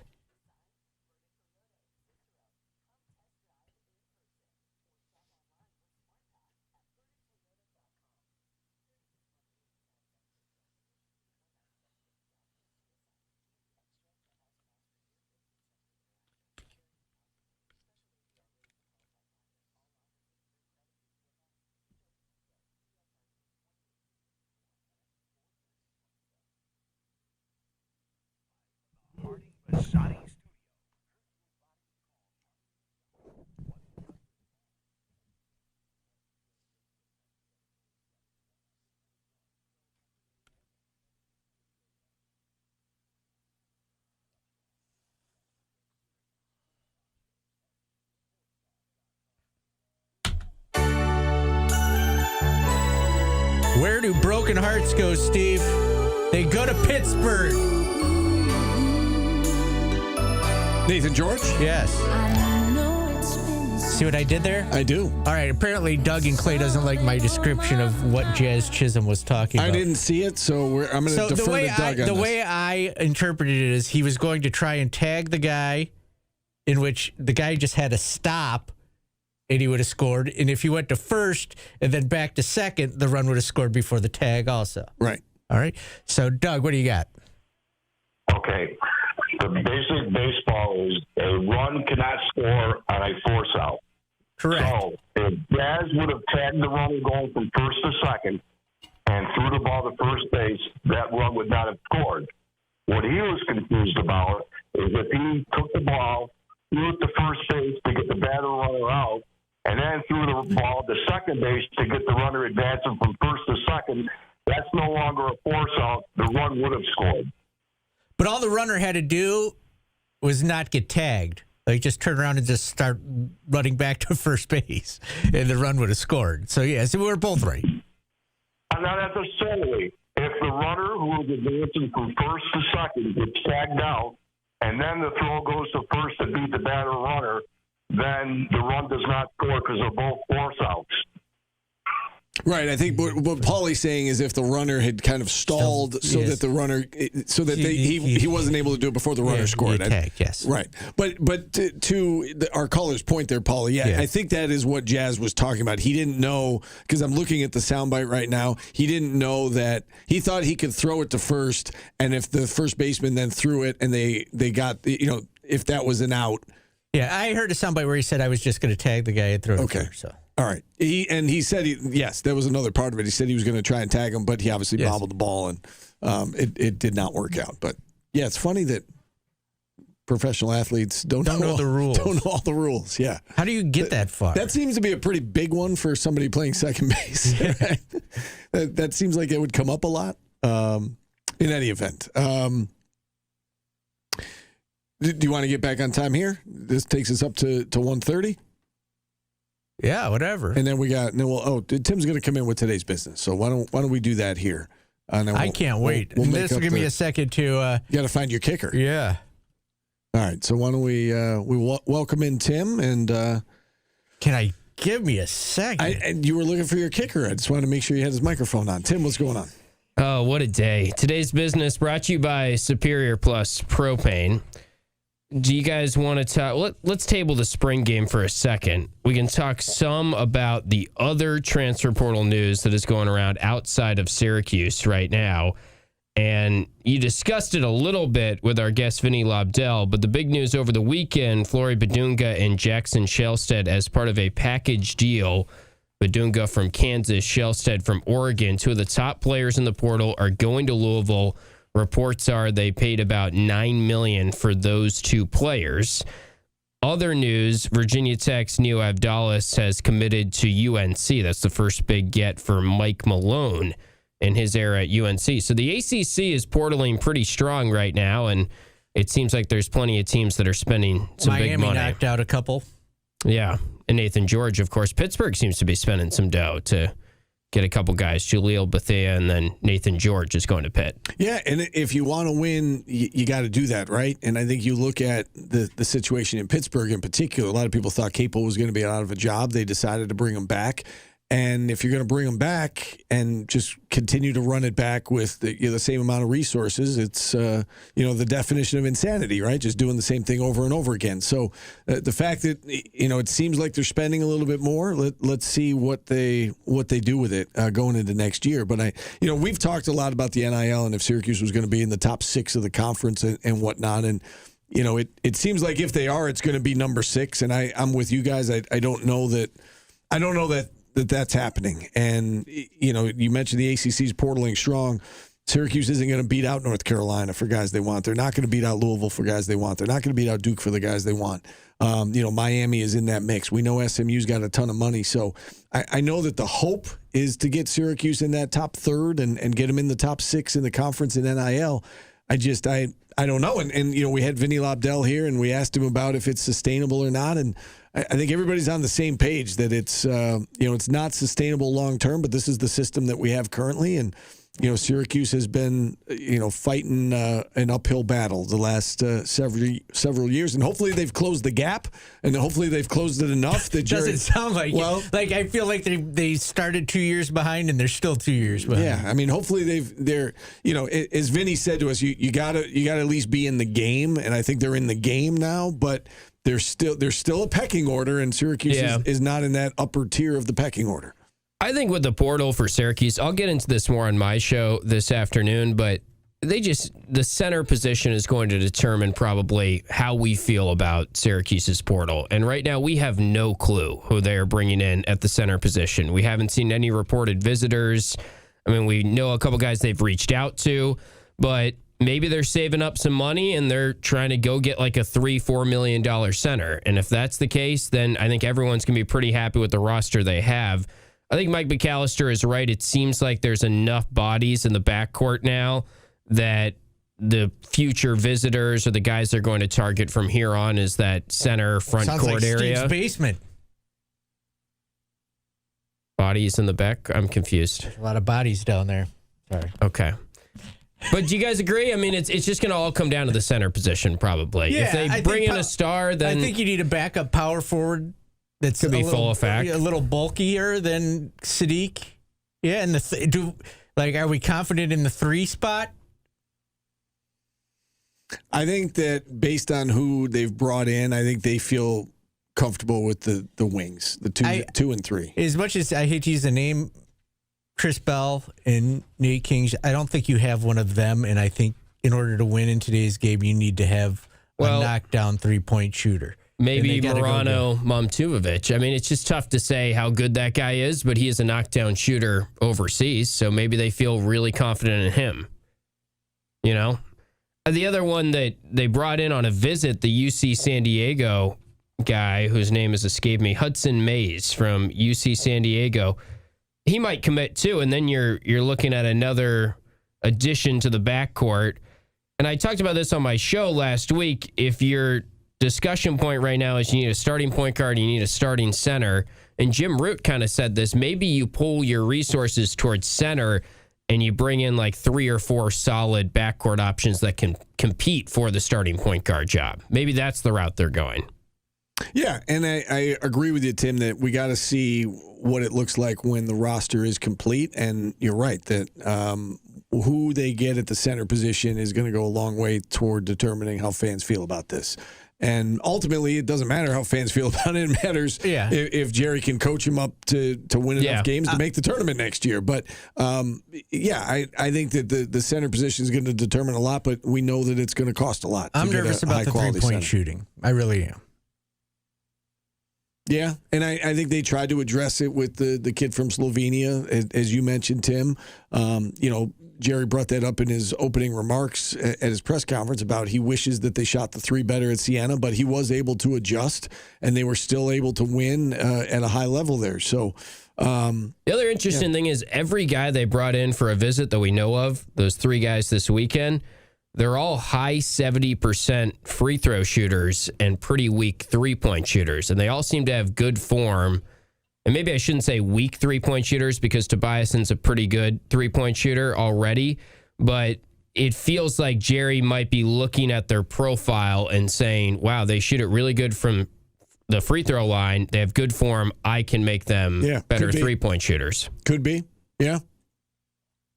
How about the women's basketball portal? We talked about that a little bit with Mike McAllister. The outgoing players so far, Camden Nelson, backup point guard last season, has picked Northwestern as her next school. Sophie Burrows is going to UNC. Tough loss, certainly, in Sophie Burrows. They brought in several visitors this weekend. Sarah Rambis from Oregon has committed already. She started 17 games last year as a junior for Oregon, 6 points per game, has 1 year of eligibility left as the rules stand right now. I would say Ty Skinner is another name to keep an eye out for because she has connections with Natasha Adair going back to Delaware and Arizona State. She is in the portal right now. So seems like they are making some good ground in terms of visitors, and we're probably going to hear about more commitments as the week progresses. These are all power conference players, really, that the women's basketball team has brought in portal-wise. So they're kind of going about it in a different way. Maybe that's because of the resources they have, I don't know, but they're bringing in a couple Maryland transfers, a Tennessee transfer, and then already got a commitment from the Oregon transfer forward, Sarah Rambis. Seems like a really good sign. The Dominique Darius situation, is that definite that she's going to come back? I think they're confident. Nothing has been out there that's one way or the other yet. They're applying for the waiver. They seem very confident that she will be back, though. So we'll see. When I heard they got Rambis, the first thing I did was Google the spelling to to see if it was any relation to Kurt Rambis because I was super excited, but clearly not. I mean, you talk about roster retention, Tim. The pieces that if they've got Azoje coming back and Dominique Darius in terms of like that seems like a great starting spot for the team going into next year. Yeah, it'd be fascinating if they bring in this Ty Skinner because she's the same grade as Dominique Darius. That would be two 25-year-old starting backcourt players for them next year, which is obviously maybe not going to be a thing down the road with the new 5-for-5 rule, but you can do it next year, and they might go that route. Skinner's had kind of an injury history. Unfortunately, only played 8 games for SMU last year, but she was an all Big 12 player for Arizona State in Natasha Adair's final year there as the head coach. So we'll see on that front.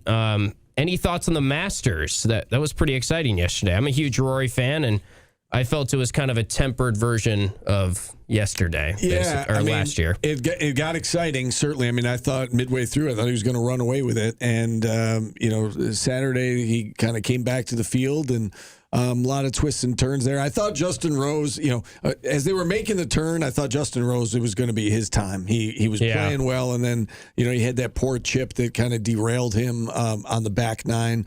But Roy deserves it. I mean, I think, and he talked about it earlier in the week about playing with the pressure off, that now he's got the career Grand Slam and he's got a green jacket. And I think that helped him down the stretch. He seemed to, even when he was behind, he didn't panic. And I think in past Masters, we might see him press a little bit down the stretch. He didn't really seem to press. He played free, and he made the shots, and he deserved to win. Why he pulled driver on 18, I still don't quite understand why he hit the driver on 18 as poorly as he drove the ball all week long. Like, just put it in the fairway, and if you get a 5, you get a 5. But now you open yourself up to 6 by putting it where he put it. But it is what he is. He got the job done.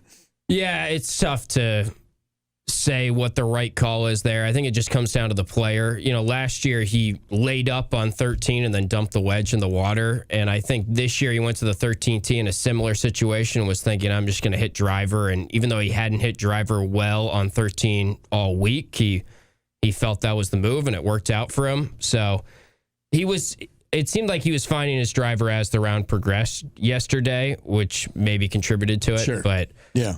I mean, his driving stats for the first 3 rounds, it was atrocious. Yeah. He was like 90th out of 91 or whatever it was.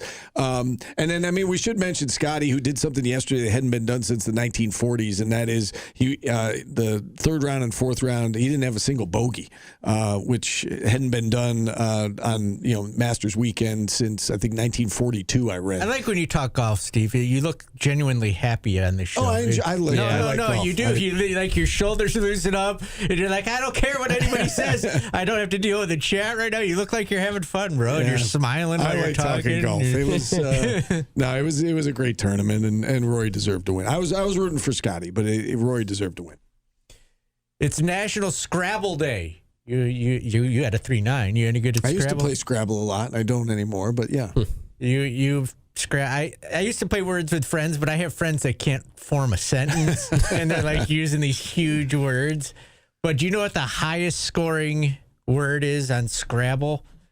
I think I've heard this before, but I can't pull it in the moment. Okay, it's I'm going to try and pronounce it. I think it's oxyphenbutazone.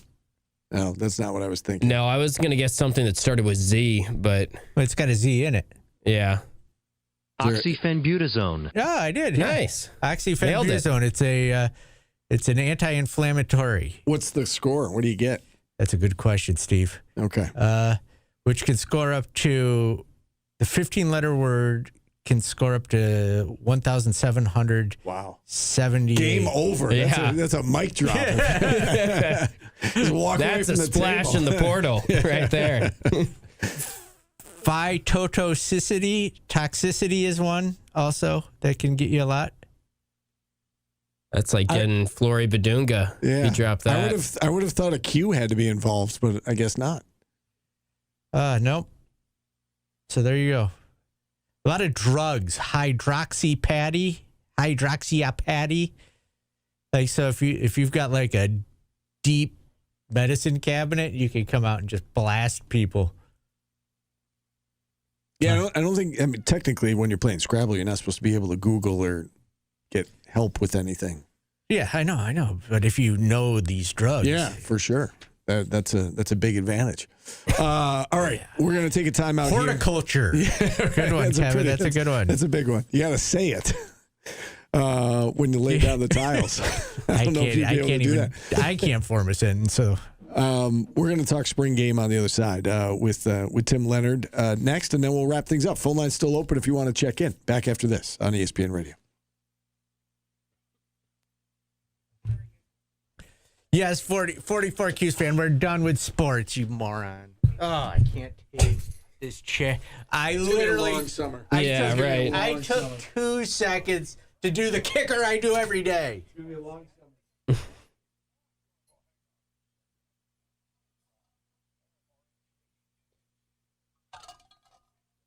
Berman guard Alex Wilkins is eyeing a visit to Kentucky for later this week. Alabama, Kansas, Syracuse, and UConn are also involved. Sounds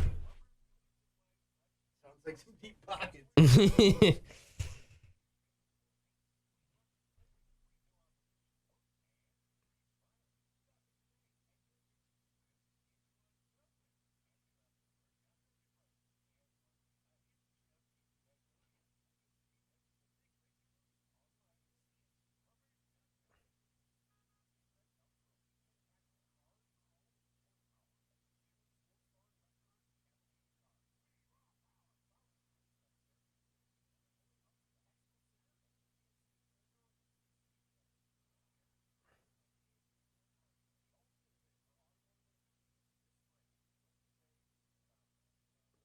Football commit. I don't even have the chat in front of me. Let's see. They abandoned me.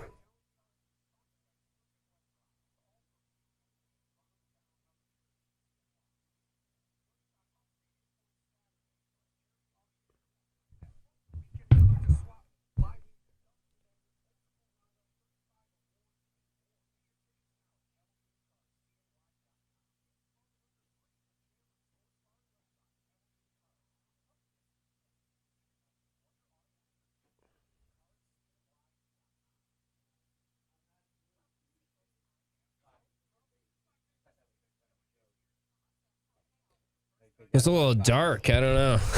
Steve's a serial killer. That's the punchline.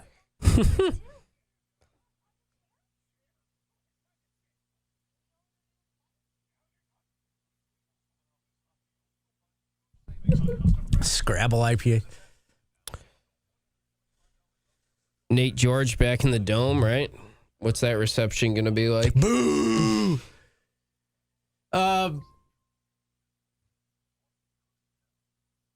What was I just going to say? Scrabble? I don't know. No, I had a sports take. Imagine that. Oh, I saw multiple bad takes on Twitter of people saying Syracuse was going to tank this year so they could double their NIL for next year. That'd be an interesting strategy in year one. How much time do we have? Yeah, the year one tanking is unheard of. You've got a minute.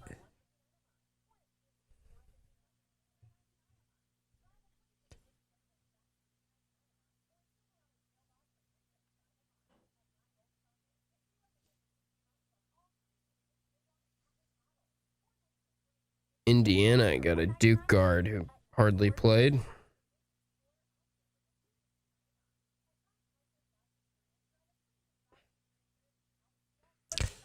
I don't think he got $2 million, guys. The more I'm hearing. Oh, George? Yeah. The more I'm hearing on what Syracuse actually spent last year.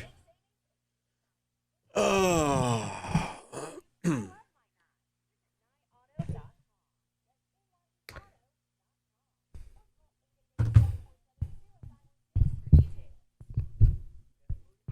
I do think the Temple kid's pretty good. Yeah. It's a good pick. Pretty good. Yeah. It's just you people want, don't get excited. I know, but you want your point guard and your center to be someone that's done it at this level. Yeah. Well, A10's pretty good, though. Pretty good. Yeah. Pretty good. I'm going to talk myself into it. I also, I mean, he's 6'5". Some people, and then Kevin Sweeney tweeted he's 6'7". I don't like, what's his actual height? Pretty big difference.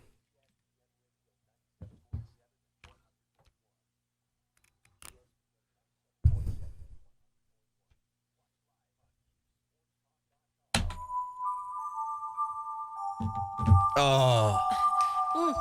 Number 2 on April 13th, 1988. Man in the Mirror.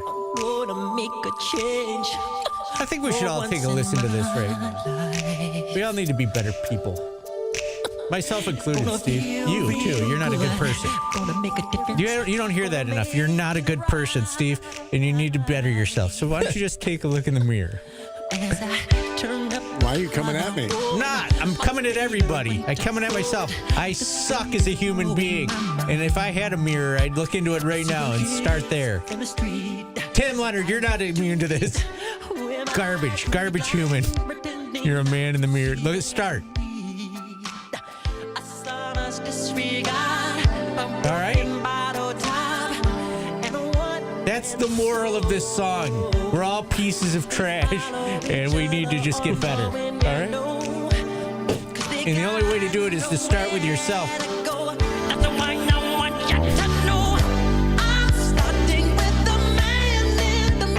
This is a great song. It is. I just needed to break it down into the Cliff Notes version for everybody. So, spring game, Tim. So moving past spring game. What do you I think got? you're a great person, Steve. Then don't listen to him. Right back at you, Tim. Yeah, okay, you guys keep thinking that. I don't honestly, I went in with pretty low expectations on takeaways from the spring game. I thought it was good to see these new backup quarterbacks. I'll throw it back at you, Steve. Did you have any real takeaways from watching it? I think certainly a couple wide receivers stood out, maybe. Yeah, and then I think that they kept it pretty vanilla, which is what you would expect. A lot of slants, a lot of short passes, and it was heavily scripted. But I think we kind of knew that going in, and we talked about this on Friday. It's hard to, we jokingly said hard to really glean anything from a game like this. It's true. I mean, it's for the fans. It's to build excitement. It's to see a few of the new pieces on the field. But to try and suggest that we learned anything about the team or they're going to be okay at this position or that position, it's hard to tell. And I think you just got to trust in Fran and his staff that they've put together. A competitive team. That's what he talked about. He likes the competitiveness I feel like that's of this the group. Theme of the day. You just got to hope these guys know what they're doing. You do. I mean, but there's so much truth to that nowadays because of the portal, and there's so many new pieces for football and basketball teams around the country that you really don't know. You know, and the starting quarterback wasn't playing, and so there is some. Dino was maybe ahead of his time with the belief without evidence. You might have to believe a little bit and hope that they learned from what went wrong at the end of last year, and hope that they'll be better. And I do anticipate they'll be better, but I think it's hard to take too many things from that game on Saturday. I do think the wide receivers are going to be just fine, and that might be a strength. I think they've got a lot of options there, and we believe Angeli is the answer at quarterback, and hopefully he's healthy and he could get the ball to the receivers, and hopefully he has enough time to find his receivers, and all that kind of goes into the passing game. But I'm with you, Tim. I think there's a lot of talent at that position. There are a lot of options even without Calvin Russell, and you hope that everything else falls into place with the passing game. It was cool to see Trip Woody kick the game winner as well. Did you see that, Paulie? You didn't go, right? Yeah, I saw the video of it. Yeah. It's fun. I just, like Steve said, I think you could tell if the wide receivers could catch in that game and if the quarterbacks can get the ball down the field. But other than that, you're not going to see who can tackle, who can block or anything. And there wasn't a whole lot of throwing the ball down the field. I mean, it was it was very basic, which you would expect. I mean, I understand that. Yeah, what about the lacrosse weekend? I thought it was great to see the women's lacrosse team. How fun of a game was that, huh? Yeah, I mean, it was amazing. It's just amazing how they keep winning in the same way, game in and game out, and all these games are close. It was another 10-9 win. It just took 4 overtimes, almost 5 overtimes. It was basically a buzzer beater in 4 overtimes from Caroline Trinkus after they missed some chances right before that, right in front. But, you could point to, do they have the offense to make it to the Final Four? The draw controls are certainly an issue, and that worries me. But this defense is so legit, and there's something to be said for they just keep winning games in close manner, and that's impressive. Yeah, and the defense has been phenomenal, and both teams had some really good chances in the overtimes, plural. Yeah. And Syracuse is the one that ultimately cashes in and wins the game, and they keep this massive winning streak going, 12 in a row now. And you're right. I mean, here's the thing. Before the season started, we had so many question marks. We really had no idea what to expect out of the women. And now, are they going to win the national title? I don't know. But are they at least in the conversation?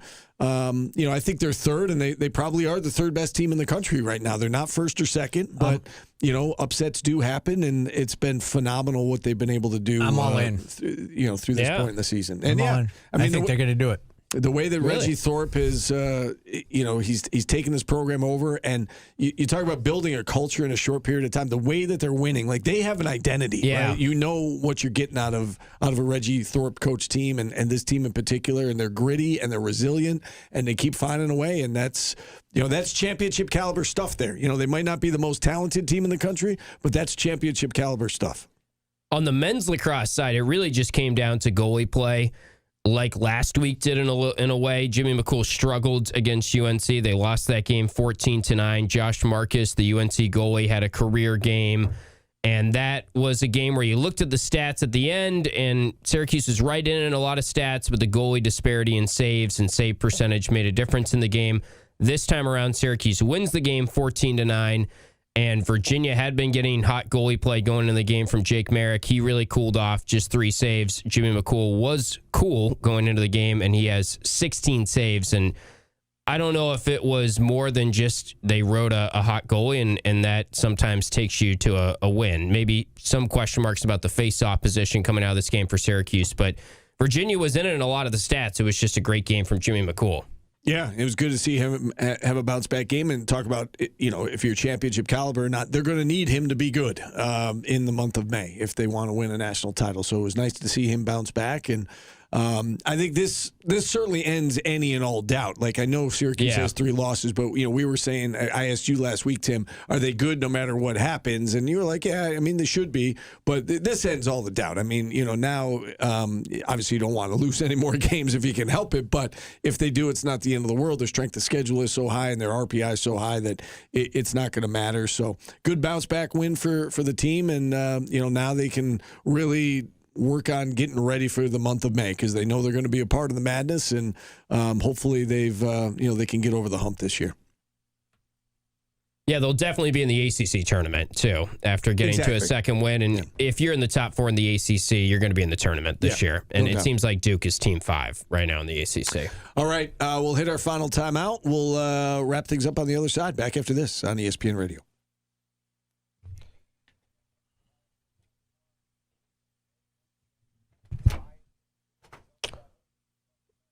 He is a bucket. Kim English to UNC. Coaching staff.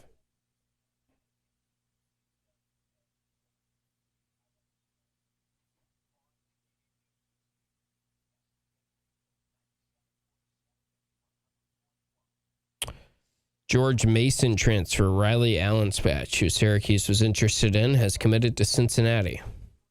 6'11" forward.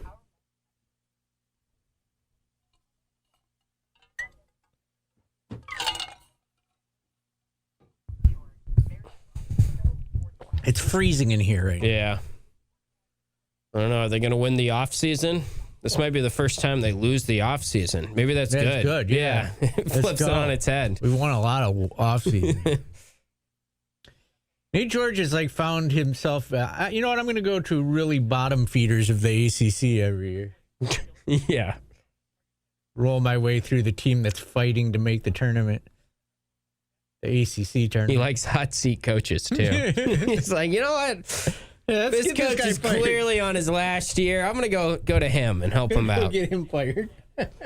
Damon Stoudemire went to LSU. I thought he might go there, just not knowing anything. My dark horse splash? I have no freaking idea. I'm not even going to pretend to know who they're talking to. I think the Mingo brothers are out. Scratch that one off.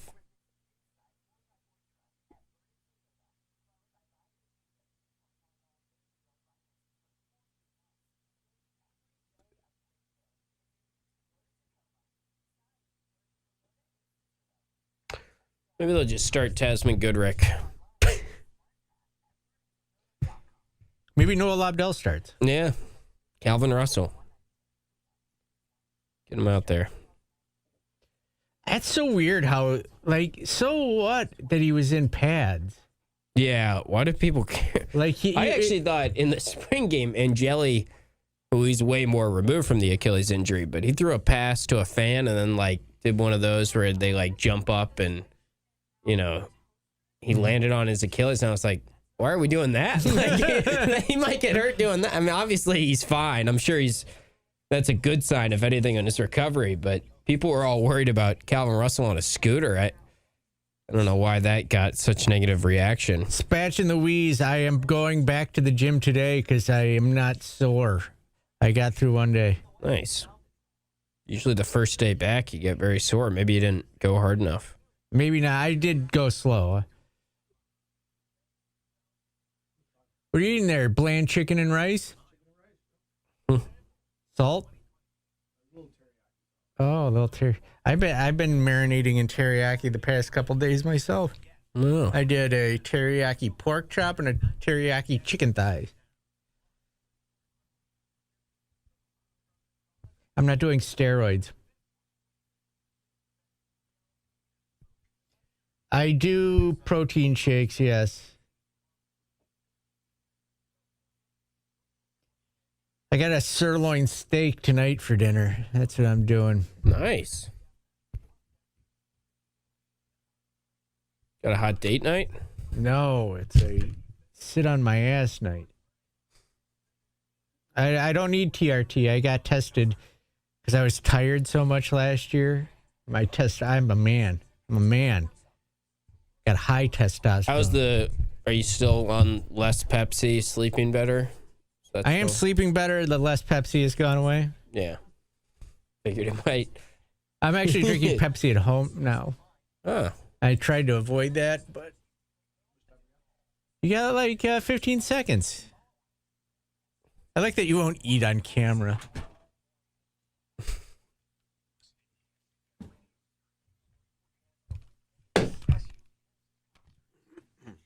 I don't have a fireplace.